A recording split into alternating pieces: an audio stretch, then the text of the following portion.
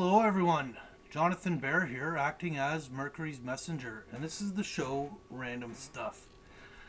I upgraded some technology here and upped my production value, as you guys can see. I'm able to display a program for astrology. The program's called Z9, and it's actually a free program if anyone wants to download it and play with it. Um, Obviously, to understand what's going on, you kind of have to have an idea uh, on how to read the chart to begin with. But nonetheless, free program Z9. I'll put that in the links. Um, so yeah, you know, Amarashima just gave me another shout out on his page about my Uranus smelling like farts kind of post little video I did. Thanks Marishima, and thank you to my new subscribers. Hello there. Um, so what I got going on here is I'm going to talk a little bit more about uh, Uranus shifting into Taurus here. I have the chart set for May 15th. It's at 5 a.m. my time, which I'm in northern Ontario. And the reason why I brought it to this time is because right over here, I got a wireless mouse. I should grab it so I'm not reaching. Okay, so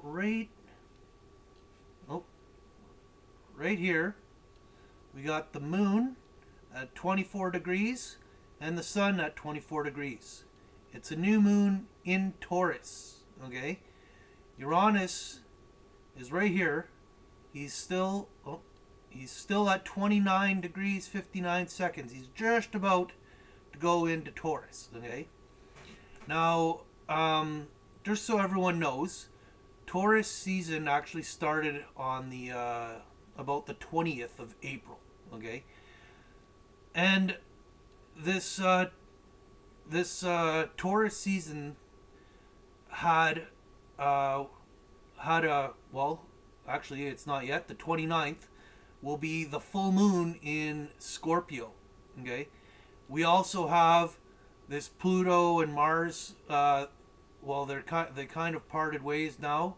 Yeah, Mars is almost in Aquarius here, but we got Pluto and Black Moon Lilith pretty much at the same spot. Black Moon Lilith represents our fears, and Pluto is about death and rebirth. So something, terrifying within the structure Capricorn is going on here, okay? Now, let's go back to Uranus and this new moon. So this new moon is in Taurus. So we got, Taurus is about values. It's an earth sign.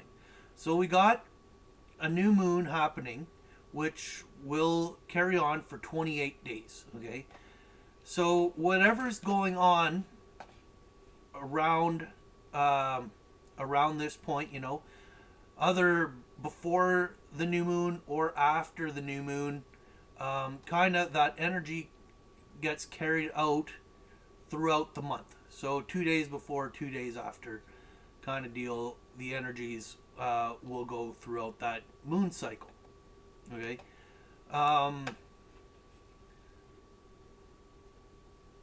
Okay. So yeah, this it's going to show that there's a new, and this happens every year. Okay, every year we have a new moon in Taurus.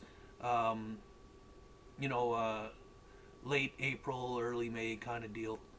Uh, May might be pushing it. Anyhow, so it's not like something that doesn't happen every year. Our values. Taurus is basically, plant your seeds for your garden, clean your house, do your, spring chores and whatever. That's what's going on every year. But this year, every year has its own sub energies, right? And this year, the energies are pretty big because what was going on in the last moon phase with the the Scorpio full moon that we're going to have on the 29th, with the Mars and Pluto, with Mars is the original ruler of Scorpio, and Pluto is, since we've discovered Pluto, now Pluto rules Scorpio, and Mars is the sub-ruler. But even with Black Moon Lilith here and Saturn all in the sign of Capricorn, you know, there's some big stuff going on in the death and rebirth transformation, in our values and in our structures. Okay. Now, Pluto and Scorpio is about transformation, but Uranus is about change. Okay. So, transformation and change is a big theme going on. So, what is it? A couple hours after this new moon. Oh, not days, hours. Couple hours. Where are we here? I think by. Oh, okay. Yeah, by somewhere between 8 a.m. and 9 a.m. Ontario time, where I'm here, Uranus shifts. Okay, see Uranus, I'm pointing at him. It says 000 in the sign of Taurus. So that's the shift. It's happening early on Tuesday the 15th. Okay. Now, the sun and moon are still tight. The moon's about to shift. Uranus is almost conjunct Mercury even. So Uranus is the higher octave of Mercury. Mercury, you see, has these like ears kind of deal, you know, like think when a dog has his ears go up when he hears something and whatnot. Well, see, Uranus has like almost satellite dishes. We got our the way we think, you know, and really like some energies really coming through that that we can perceive and receive, you know, with this combination. It's strong. It's in the sign of Taurus in values. So, and it's in square to what's going on over here, right? So these two aspects of the chart are really influencing each other big time. Now, what I wanted to show you is the following day, I believe it is. Here, let me go back to where I just was. I want to show you Mars, okay? Mars is at 29 degrees Capricorn. He's about to go into Aquarius. So Mars is about action, passion, traditionally known for war, but to me it's about passion, right?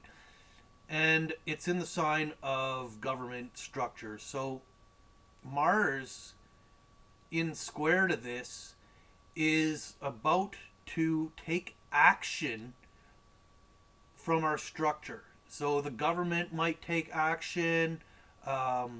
We might need to take action in maintaining, solidifying our own personal structure, right?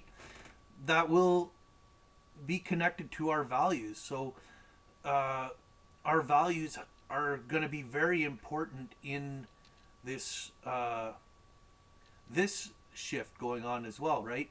So Mars is going to be going into Aquarius, which Aquarius is like the collective or big groups. It could encompass the entire world, you know, all of humanity. So some kind of structure, government, whatever, is going to be taking action. Oops, did I hit day or did I hit hour? I think I hit day. Is that what I wanted? Anyhow, whatever. Now Mars is in Aquarius. So the Uranus shift over here, Uranus coming out of Aries, which is self, right, at the last degree. So we scientists claim while Uranus was at that last degree that he smells like farts, okay, and rotten eggs. So basically at the end of self, when discoveries like that happen, you look at the synchronicity of the placement of that planet. Like when Trump won the election, okay, just before we won the election, we had pictures taken of the planet Pluto, and planet Pluto is heaven or hell. So the glimpse, we can look at the physical glimpse of the pictures, but in a way, the glimpse was also in our mind of the possibilities of reality.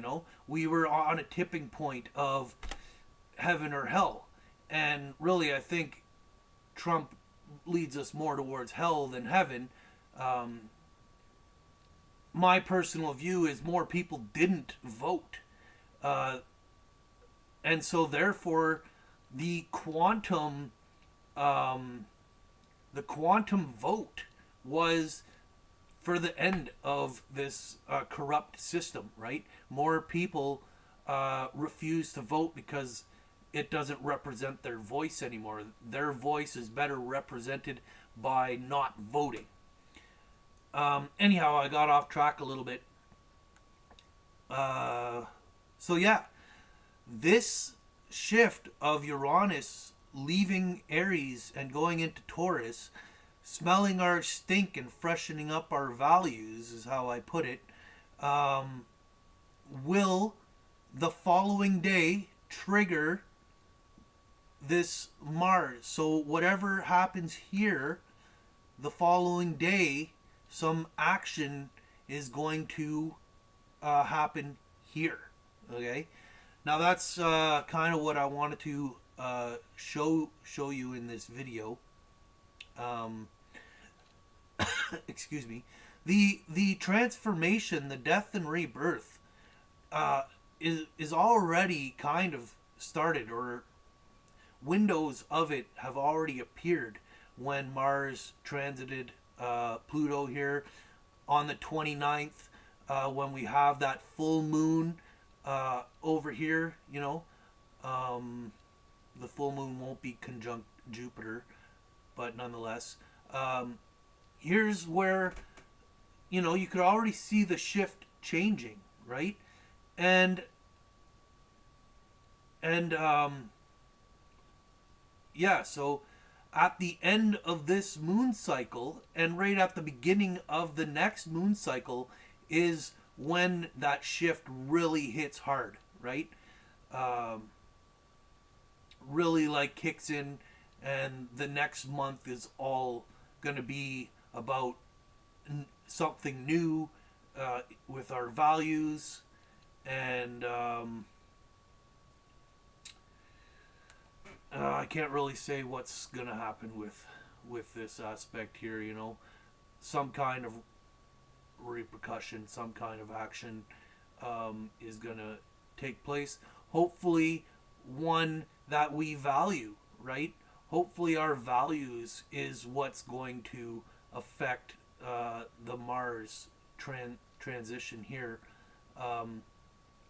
Our values towards our structure, rather than the structure fighting against what we value, working against, because that's actually what a square is. A square is conflicting, okay? A trine that complements, and a sextile excites, okay? That's how these lines work over here. So there's tension, okay?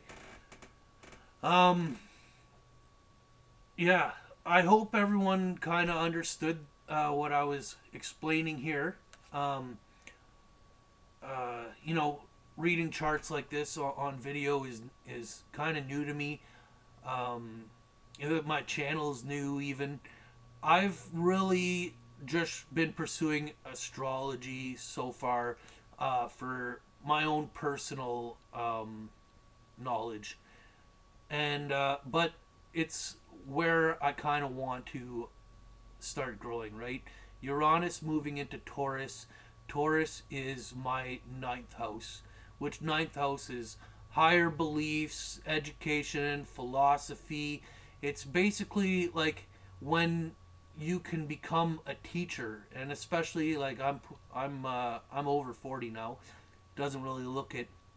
Most people think I'm more around 30, but nonetheless, I have experience. I've experienced a lot. I've tracked a lot of planetary movements through my life um,